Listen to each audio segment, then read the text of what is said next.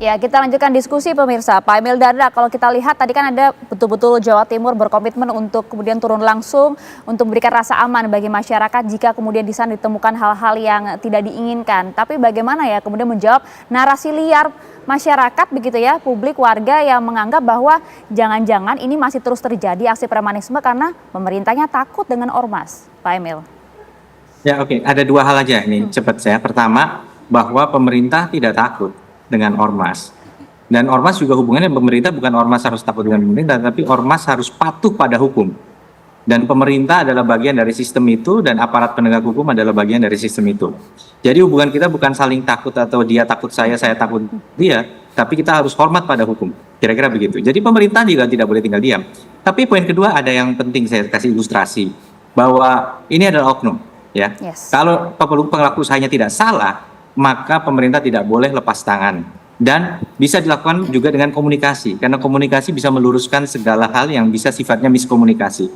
Tetapi yang tidak kalah penting, ada bedanya juga loh, adalah ormas tapi ada juga masyarakat. Masyarakat itu misalnya mereka yang komplain ini adalah justru perwakilan masyarakat.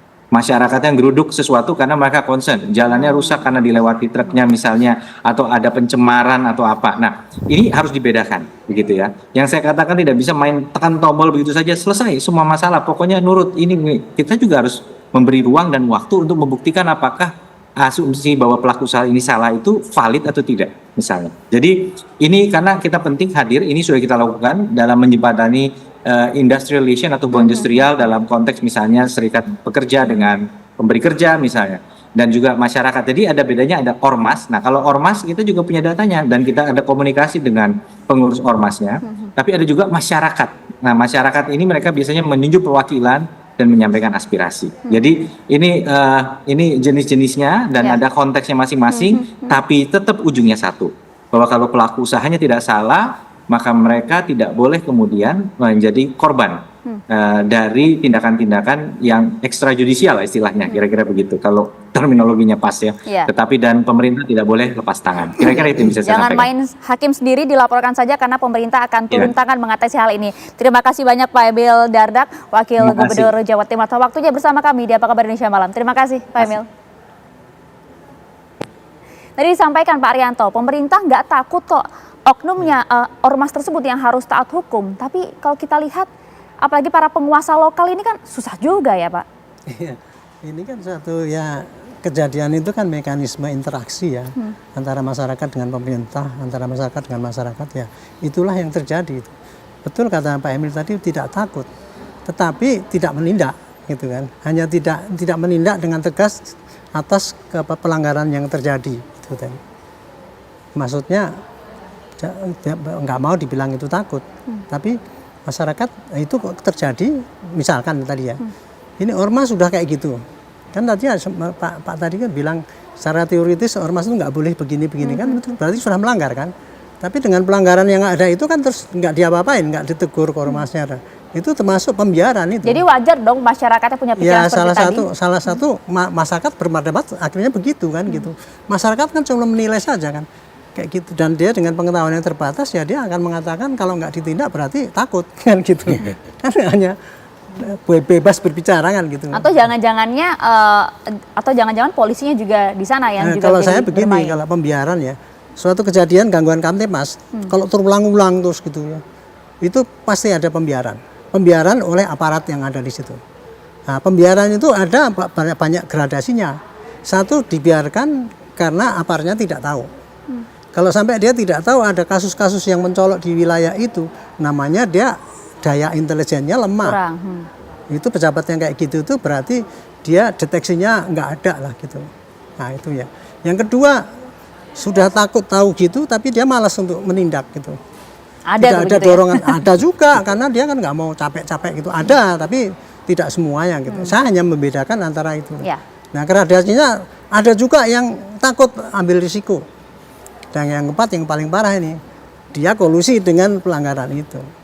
Itu terjadi ada, walaupun namanya persentasenya kecil. Jadi kalau itu tidak dibiarkan, itu pasti beda.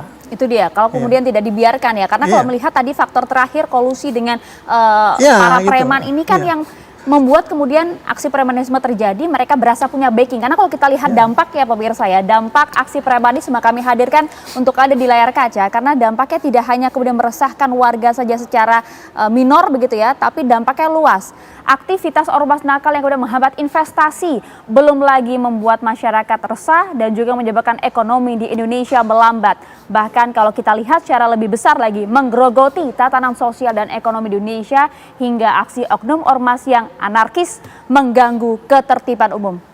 Prof. Soeb? Ya, betul Mbak. Jadi kalau kita bicara oknum premanisme ini memang sangat mengganggu ya. Saya berdasar dari teori sosiologi, ada namanya kelompok sosial. Nah, kelompok sosial ini memberikan penekanan bahwa individu yang berkumpul di dalam itu karena ada karakteristik yang sama, nilai-nilai yang sama, identitas yang sama, dan kepentingan yang sama.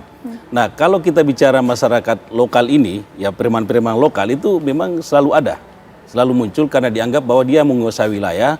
Ketika ada orang yang mau masuk di wilayah saya, itu harus pamit dengan saya, ya, karena merasa bahwa saya menguasai wilayah ini dan saya bisa barangkali mengatakan saya lahir di sini dan besar di sini. Makanya saya harus menguasai wilayah ini dan siapapun yang masuk di kawasan saya akan betul-betul harus tahu dan mengetahui kawasan ini. Menguasai ya, tadi ya. Ya, jadi saya penguasanya di sini, ya seperti itu. Nah, kalau misalnya ini yang dibiarkan terus-menerus, maka secara karakteristik masyarakat kita di tingkat lokal itu akan betul-betul muncul karena merasa bahwa ini dibiarkan. Ya, saya setuju dengan Pak Jenderal tadi bahwa kalau misalnya ini dibiarkan terus-menerus, tidak diantisipasi dari awal, karena kalau misalnya ada investasi mau masuk, itu harusnya memang di intelijen itu sudah harus berjalan harusnya. Bahwa kawasan ini bagaimana supaya aman dari gangguan-gangguan keamanan. Ya, keamanan termasuk masyarakat lokal misalnya yang merasa tadi itu bahwa penguasa lokal dan merasa menjadi preman di wilayah itu, tanda petik ya. Nah, kalau kita bicara dalam kepentingan, ya saya kira memang kalau kita bicara kepentingan ekonomi, ya mungkin bisa, ya karena ekonomi sehingga dia muncul sebagai preman, atau mungkin dia muncul sebagai preman karena tidak dilibatkan dalam kawasan yang dibangun tersebut. Nah, itu bisa terjadi. Itu kan faktor yang paling besar ya, sebenarnya paling besar, ya. Nah, karena merasa tidak dilibatkan, maka dia mengganggu. Ya, mengganggu bagaimana caranya dia masuk. Nah, makanya kalau perlu pemerintah ini harus ada mekanisme tersendiri dalam hal ini supaya masyarakat lokal ini merasa dilibatkan. Ya, merasa dia mengetahui bahwa kawasannya ini ada pembangunan misalnya gitu. Tapi nampaknya tidak hanya dari pemerintah saja yang harus bertindak kan. Bagaimana kemudian tadi ini disampaikan oleh Pak Arianto, jangan ada kemudian pembiaran termasuk juga dari para pengusaha, Pak Sarman.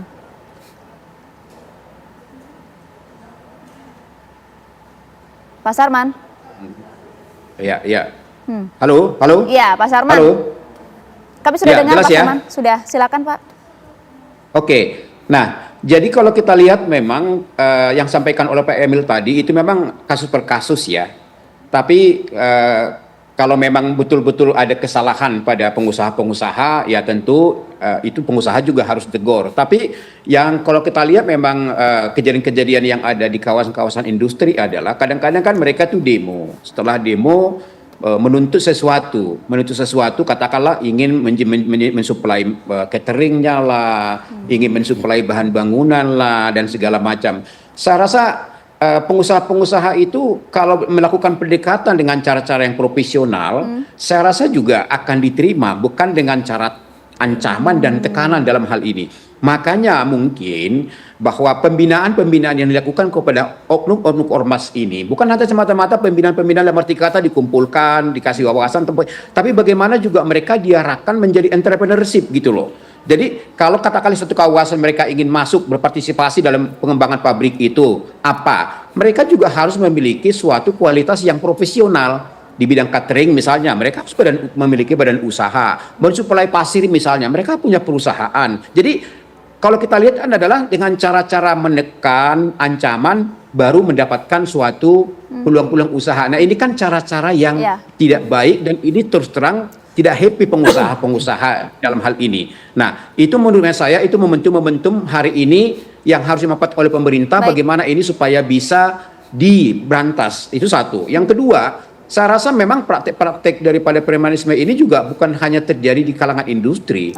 Ya, kita lihat juga di pedagang kaki lima yang sehari-hari kita lihat di pasar-pasar tradisional itu, mereka itu ada preman kutip loh.